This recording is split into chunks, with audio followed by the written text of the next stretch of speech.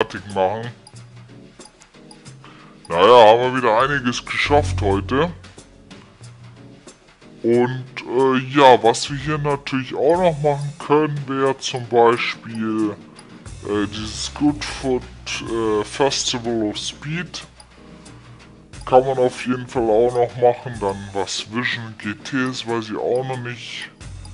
Und ja, hier unten ist glaube ich noch ein Trailer, glaube ich, von Benz oder so. Den kann ich gar nicht anklicken, komme ich gar nicht hin.